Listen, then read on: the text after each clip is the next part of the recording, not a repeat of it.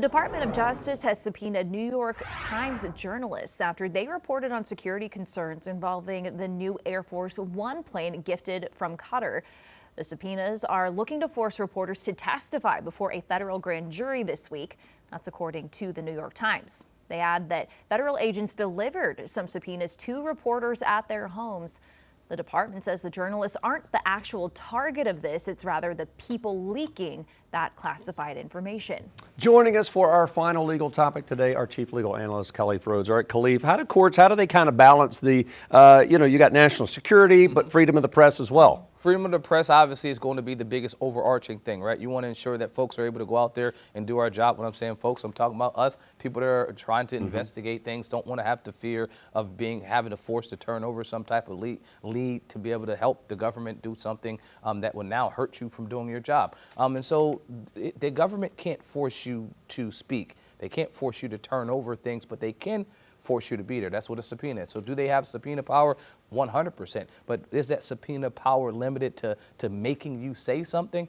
It is. The courts have consistently held and protected the First Amendment protections and freedom of press protections of the journalistic integrity. So I think that would be a slippery slope to go down to see courts do that, first of all, because it would go against court precedent and start a trend that would now make folks not show up for subpoenas. And then if you're going to force me to say certain things, then I'll just decide to not come. And then now you'll have to go through an arrest process, a show cause hearing.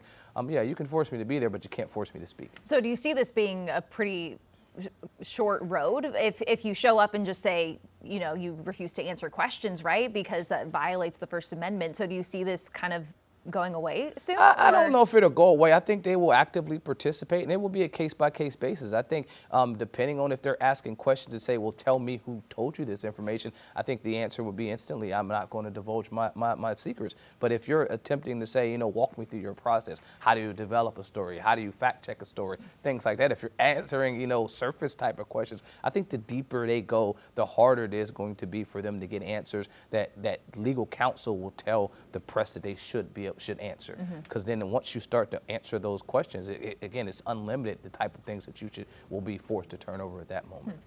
We know that so many journalists rely on confidential sources. Why is that protection of confidentiality and those sources so important? Well, if you can't trust someone to keep your information, you as in the source, anonymous or secret, then now it would limit the abilities and the opportunities for you to get communications with those sources. And so then it would have a secondary effect, an unwanted secondary effect of having less of an opportunity to tell a clear story, tell a picture. I mean, if you can't do an investigation because you can't talk to people that are connected to it because they fear some type of retribution or retaliation, then it will severely limit. Then I can understand and appreciate what the Department of Justice, what Pete Hegseth and his team are attempting to do in terms of clearing up leaks. I'm extremely glad that they came out and said this portion about we're not going after the press, we're going after the leakers. Because when this first was rolled out, there was no mention of, hey, we're just going after the leakers.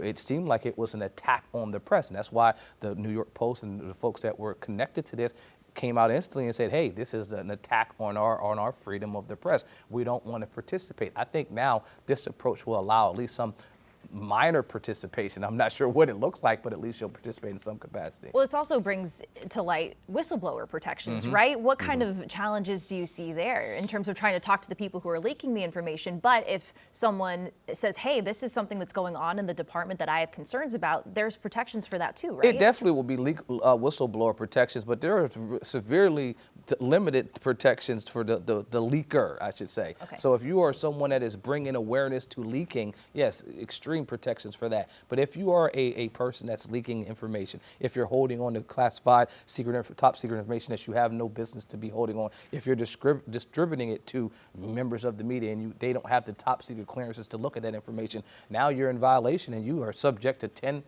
years in prison. So there are severe penalties for that, and I think there is absolutely no protections on the legal side for those individuals. All right, Khalif, thanks for your time today. Appreciate that. Queen City News Plus. Just search Queen City News on your smart TV's app store.